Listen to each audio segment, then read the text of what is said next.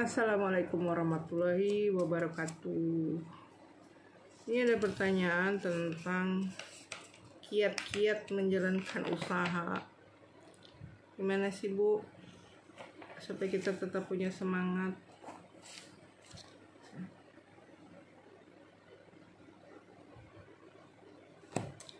Ketika kita gagal, ambruk, kita frustasi Bang. Jadi gini, apa ya kiat aku ya? Aku itu begini, aku cerita dari awal aku bangun tidur, ya. Dari aku awal bangun tidur itu, aku pasti ngucapin alhamdulillah. Kita bersyukur masih dikasih kesempatan untuk hidup. Terus yang kedua, biasanya aku bilang nih sama Allah, ya Allah, apapun yang kau letakkan dalam hidup aku dalam setiap hari dan selanjutnya, aku akan dengan ikhlas menerimanya. Artinya dia mau taruh aku yang menurut pikiran dunia itu jelek, aku tetap terima. Yang menurut pikiran dunia ukurannya adalah aku gagal, aku terima. Tapi menurut ukuran dunia ya, jadi aku mindset aku atur. Kita loh yang bisa ngatur nih tombol volume kita, tombol emosi kita, tombol ukuran sukses kita di mana, kita yang akan mengatur. Jadi hal yang paling penting adalah yang pertama bersih hati terhadap Allah. Apapun yang dia kasih adalah sebagai sebuah berkah buat kita, mau dia jelek atau enggak. Karena yang ketiga adalah mindset kita hanya berpikir tentang bukan sukses atau gagal sih gitu, tapi kita melakukannya benar atau salah. Ya, selalu pemikiran aku gitu. Kalau kita benar, insya Allah kasih tambahan berkah buat kita, kemudahan, kelancaran. Kadang-kadang dia kasih kegagalan, sebenarnya bukan kegagalan tapi perlindungan Allah untuk kita. Kita gagal nih meraih proyek ini, ternyata kita dilindungi dari hal-hal yang haram dari proyek ini. Jadi mindset aku tuh selalu benar atau enggak, bukan sukses atau enggak, bagus atau jelek, ganteng apa buruk gitu, enggak begitu. Bahagia atau sedih, enggak. Sedih pasti kalau misalnya kita lagi, tapi kita harus mampu membalik rasa ya. Allah maha pembalik rasa gitu. Artinya ketika Allah kasih ujian begini, kamu mampu nggak membalik rasa kamu untuk menjadi positive thinking gitu ya. Nah, akhirnya setelah aku punya mindset seperti itu, aku lebih ringan untuk melangkah. Aku melangkah aja, mau ada duitnya atau mau enggak, melangkah aja. Disuruh datang ke kantor A, udah sampai di kantor A nih, konglomerat gitu ya, udah sampai kantor A, baru nih membuka pembicaraan, cuman bilang gini doang, saya cuma mau nanya-nanya lo selfie katanya gitu. Jadi saya belum tentu beli asuransi sama kamu. Terus saya balikin apa, saya kesini juga nggak minta bisnis kok Bu gitu. Saya kesini diminta datang karena dia mau konsultasi, hanya itu. Masalahnya Ibu mau nutup di mana aja silahkan, itu hak. Tapi kalau saya disuruh minta ini itu, sepanjang yang saya tahu, saya pasti berikan informasinya. Karena kalau saya bohong, saya bilang nggak tahu, saya dosa nih sama diri saya sendiri. Saya bilang gitu. Jadi tidak dari sini rezeki saya, pasti dari mana aja. Saya yakin Allah menjamin rezeki saya. Gitu. Terus ada lagi satu nasabah yang bilang, Mas Selvi, ini mungkin Mbak Himelda ya, sama kakaknya Ibu Raden Himelda. Aku datang ke rumahnya waktu itu, rumahnya enak banget. Kita duduk di kayak teras yang menghadap ke kali gitu ya. Mas Selvi nggak punya kekhawatiran. Kekhawatiran apa Mbak? Tentang masa depan gitu. Kenapa khawatir gitu? Misalnya nih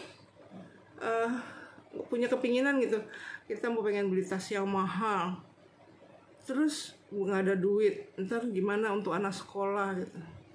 Saya nggak perlu apa-apa sih mbak gitu. Jadi saya tipe orang yang belanja hanya bagian yang perlu, barang yang saya perlukan gitu. Setelah itu enggak gitu. Kalau itu ya ditabung, kalau enggak ya kalau belum bisa ditabung ya nggak apa-apa gitu. Terus ya paling enggak Mas Selvi pasti punya pikiran dong, ke depan nih punya masa depan anaknya. Oh iya itu kan pasti ada tabungan gitu. Jadi masalahnya kita grab bisnis karena saking kita khawatir nih dengan penghasilan kita, itu aku nggak ada gitu. Jadi kalau mau nutup sama yang lain silahkan gitu. Jadi Allah itu menjamin rezeki seekor semut pun, apalagi saya. Artinya seekor semut aja yang nggak sholat jadi jamin rezekinya, apalagi kita gitu. Jadi mindset aku seperti itu. Setiap kali saya disuruh datang kemana saya melangkah.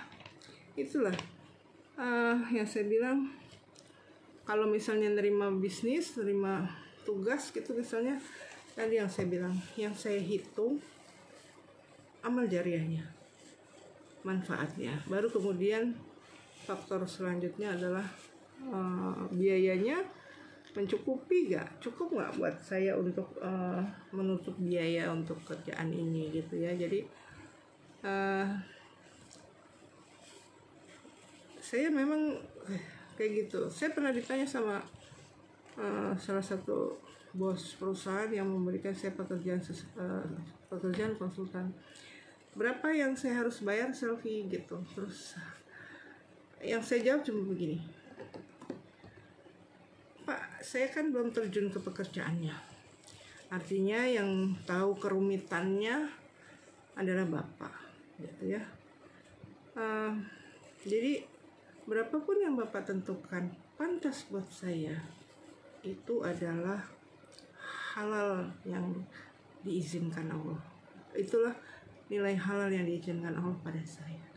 Itu saya nggak pernah nyebut angka. Coba aja tanya ya sama teman orang-orang yang telah memberi saya pekerjaan ya. Tuh ya, jadi kita harus punya niat baik ya. Usahakan selalu punya niat baik atas apapun apa yang terjadi dalam hidup kita. Jadi kita suudzon sama orang aja nggak boleh, apalagi kita suudzon sama Allah, haram hukumnya. Jadi latihan, kita juga harus latihan setiap hari kiatnya itu. Jadi latihan itu gini, ketika kita mengalami benturan, kita latihan untuk menerima itu sebagai berkah. Berkah Allah melindungi kita ya. Oh, saya nggak dapet duit dari situ, mungkin saya dilindungi sama Allah Subhanahu Wa Taala gitu ya. Terus apa nih, commercial value atau charity? Saya lebih suka komprehensif, keduanya saya jalanin. Artinya gini, kegiatan yang saya lakukan harus memiliki dua komersial dan charity ya. Jadi misalnya nih, aku ngejalanin usaha kuliner Rujak Juhi ya. Ketika ada yang beli, aku siapin 1 pak lagi untuk driver Gojeknya. Artinya bahkan kalau misalnya tidak ada yang beli hari ini nih, nggak ada yang beli nih gitu ya, aku mewajibkan minimal aku dapat dompet akhiratnya. Artinya jariahnya sedekahnya, pahala sedekahnya aku harus dapat, penghasilan aku harus dapat. Jadi setiap hari itu ini bukan ya, aku nggak pengen bilang sih sebenarnya, tapi ini sebagai contoh ya, bahwa aku dalam setiap hari aku melangkah berikhtiar. Kalau aku nggak dapet duit, artinya nggak ada hasil, minimal aku dapat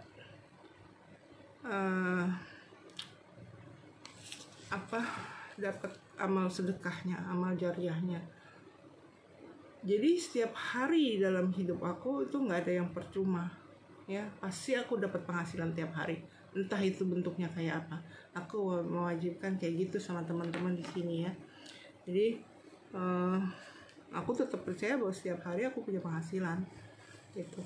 Sama halnya dengan manajemen waktu. Seperti aku juga udah pernah cerita, waktu aku itu sangat terbatas ya. Jadi misalnya nih, si Selfie ngerjain ngapain sih, kayaknya rame banget di medsosnya, aktif banget, kerjanya mainan medsosnya. Enggak gitu juga sih. Jadi gini, pada saat aku nunggu, pada saat aku macet, terus yang namanya nunggu kan betein ya, betein banget, apalagi macet, betein banget gitu, ngantuk gitu. Aku berusaha untuk nilai-nilai yang kosong itu aku selipkan dengan aktivitas-aktivitas yang memiliki manfaat.